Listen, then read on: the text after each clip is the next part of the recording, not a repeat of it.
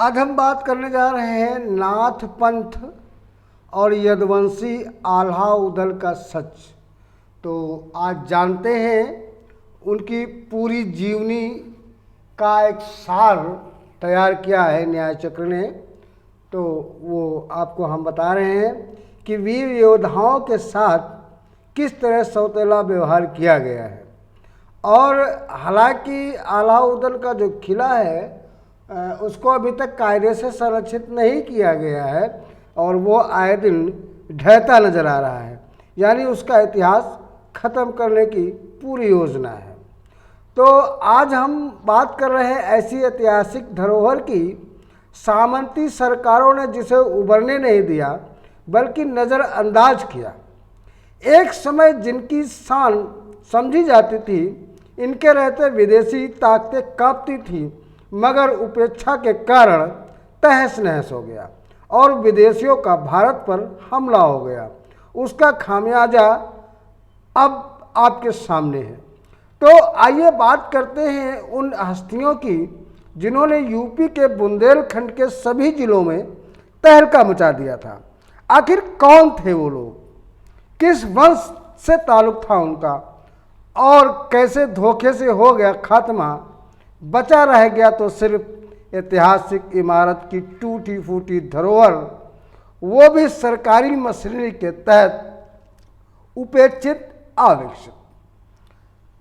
भारत में ऐसा हमेशा सत्ता हथियाने की हो रही है।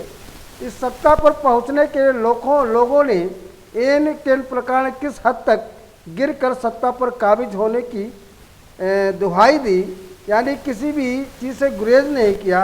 झूठ का सच, सच का झूठ, धोखा, जाति धर्म संप्रदायवाद का जहर घोलना इनके बाएं हाथ का खेल रहा। इसी कड़ी में एक थे आल्हा और उदल, जिनकी वीरता की गाथाएं बरसात के दिनों में हमेशा गांव में प्रचलित रही हैं। गांव के लोग गाथा गाने से नहीं चूकते थे। एक समय पर ऐसे वीर पुरुष भी हुए जिन्होंने समय समय पर परिवर्तन होते हुए समय के साथ परिवार, समाज और देशभक्ति के प्रचलन में रहे हैं। इनमें से एक नाम है आल्हा उदल, जिनका जन्म उत्तर प्रदेश के महोबा जिले के कजली गांव 25 मई 1140 ईस्वी को हुआ था। आल्हा उदल के पिता मूल रूप बिहार प्रदेश के बक्सर जिले के गांव वराप्ता के निवासी थे। वो ग्वाला परिवार में जन्मे थे।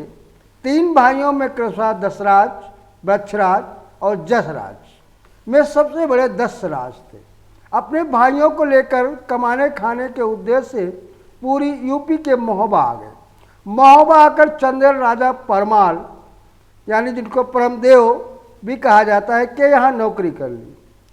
पहलवान व ताकतवर होने के कारण देशराज, जिनको दशराज भी कहा जाता है, उनकी सेना में सेनापति बन गए। एक दिन दशराज को सोते समय माधवगढ़ यानी माड़ोगढ़, जो राजस्थान में पड़ता है, कि राजा जम्बे के पुत्र कंडिगा राव, यानी जिसे करिया भी कहते हैं, ने सोते समय धोखे से गिरफ्तार करके कोल्हू में परवा दिया और उनके सर को पेड़ से लटका दिया।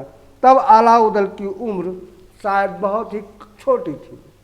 आपको बता दें कि भविष्य पुराण के अनुसार आल्हा की माँ यानी दशराज की पत्नी देवला यानी देवकी अहिर समुदाय से थी, यानी उस समय चरवाहे के रूप में जानी जाती थी, जो महोबा के शासक हुआ करते थे। इसके अलावा इतिहासकारों के अनुसार आल्हा उदल के पिता दशराज यानी देशराज सिंह बनाफर कुल के थे।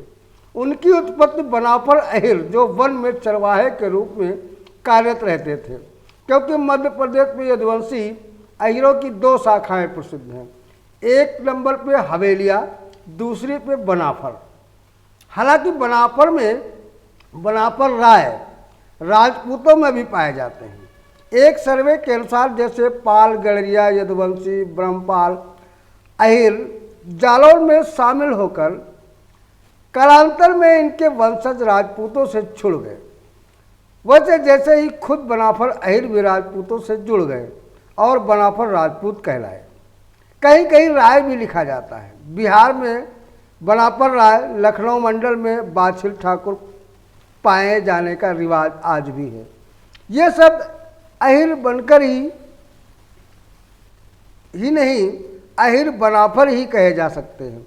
इस तरह इतिहास को काफ़ी तोड़ा मरोड़ा गया। इनका गोत्र चंद्रवंशी बताया गया। यह लगभग 11वीं शताब्दी का है। इससे पूर्व इनका कोई इतिहास नहीं मिलता है। दशराज की शादी ग्वालियर के यदुवंशी राजा दलपत सिंह की पुत्री देवल से हुआ था और इन्हीं दशराज के 2 बेटे हुए जिनका नाम आल्हा था। आल्हा का जन्म महोबा में 25 मई 1140 ईस्वी को हुआ था। जब आल्हा उदल बड़े हुए तब इनकी मां ने अपने बाप का बदला लेने के लिए उकसाया। इसी के बाद आल्हा उदल तथा उनके चाचा जसराज के पुत्र मलखान व सुलखान, जिनको मलखे और सुलखे कहा जाता है, कड़िया व उनके पिता को मारकर बदला ले लिया, जिसमें आल्हा उदल ताउम्र परमाल व कन्नौज के राजा जयचंद के विश्वसनीय सेनापति बने रहे और इनके चचेरे भाई मलखान ने सिरसा में स्वतंत्र रूप से राज स्थापित करके रहने लगे। इसी दौरान आल्हा को कहा जाता है कि इन्होंने तलवार की नोक पर शादी की थी, क्योंकि पुराने समय में राजा महाराजाओं की शादियां करने का ढंग ही कुछ अनोखा होता था। जिसकी देखी सुंदर नार उस पर जाए धरी तलवार, ये भी कहावत इसी आल्हा उदल के विषय पे आती है।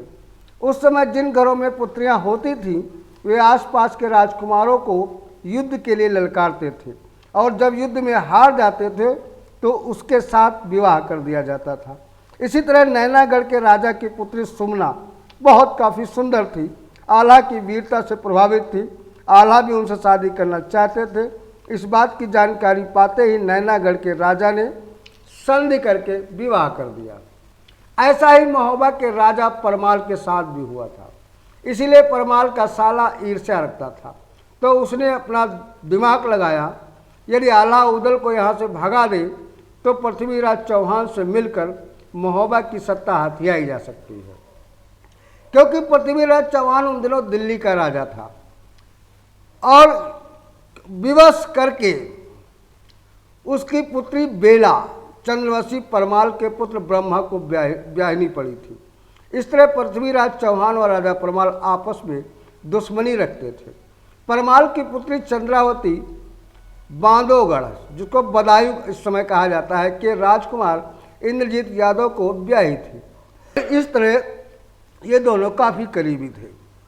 उधर उरई का चुगुल खोर राजा माहिल अपने बहनोई राजा परमाल से जलन रखते हुए पृथ्वीराज को भड़काता था, क्योंकि महोबा माहिल के बाप वासुदेव का था, जिसे परमाल ने ले लिया था।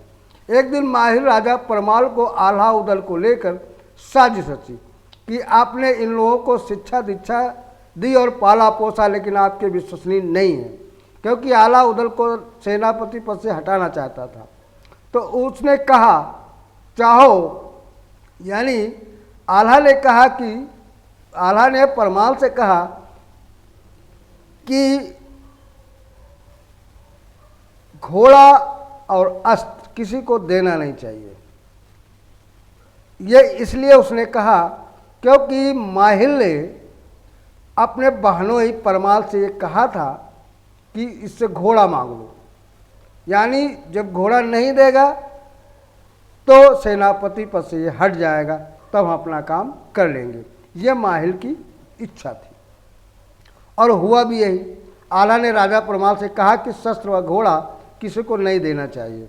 इस पर परमाल ने आल्हा उदल को विनम्रतापूर्वक कन्नौज जाने को कह दिया। कन्नौज के राजा जयचंद जो पृथ्वीराज चौहान के मौसेरे भाई थे, जयचंद की पुत्री संयोगिता को पृथ्वीराज चौहान भगा ले गया था। यही दुश्मनी इन दोनों की भी थी, लेकिन संयोगिता के अपहरण के समय एटा जनपद में रुस्तमगढ़ के पास पृथ्वीराज चौहान के दस्ते से जगेश्वर यादव शहीद हो गया था, जिसकी जान ककराला व फिरोजाबाद में आज भी है। अलाउद्दौला का कन्नौज जाते ही माहिल के इशारे पर पृथ्वीराज चौहान ने महोबा पर हमला कर दिया। इस संकट की घड़ी में कन्नौज से परमाल ने अलाउद्दौला को बुलाना पड़ा। महोबा आकर त्रिपुरी लास्ट लड़ाई लड़ ही रहे थे कि लड़ते लड़ते उदल पृथ्वीराज के पास पहुंच गया, लेकिन इसी बात पृथ्वीराज चौहान का सेनापति चामुंडा राय ने पीछे से वार कर दिया, जिससे उदल वीरगति को प्राप्त हो गए। इतना सुनकर आला को काफ़ी क्रोध आया और ब्रज की भाट टूट पड़े। इसमें पृथ्वीराज की हार हुई। उसे जान से मारने ही जा रहे थे कि बीच में गोरखनाथ जो नाथ पंथ के थे, आला के कुलगुरु कहे जाते हैं, उन्हीं के कहने पर पृथ्वीराज चौहान को आला ने जीवन दान दे दिया और नाथ पंथ अपना कर न जाने कहाँ चले गए। आज तक उनके व उनके पुत्र इंदल की स्थिति असमंजस में बनी हुई कि उनकी मौत हुई या नहीं, यह भी संदिग्ध में है। एक हमारे उत्तर प्रदेश के नाथ पंथ के राजा हैं जो शायद उसी तर्ज पर कानून ताक पर रखकर कामों को अंजाम दे रहे हैं। क्या ये सच नहीं है? आपको एक और महत्वपूर्ण जानकारी दे दें कि सन 1182 के दिल्ली महोबा के युद्ध में कन्नौज सहित तीनों राज्य विहीन हो गए थे। इन्हीं कारणों से भारत में विदेशी हमले शुरू हो गए। तब से भारत आज यहाँ तक पहुँचा है। आपसे कहना चाहता कि यदि ऐतिहासिक धरोहर की सच्चाई अच्छी लगी हो तो अपने सुझाव व कमेंट जरूर दीजिए, जिससे अगली कड़ी में इनके किले के बारे में जानकारी आप तक पहुंचा सके। इनके संबंध में कहावत कही गई है कि क्या ताकत है इस पाजी की जो ये सभापति बन जाए, आखिर बेटा है अहिरो का गाँव रोज चरावे जाए।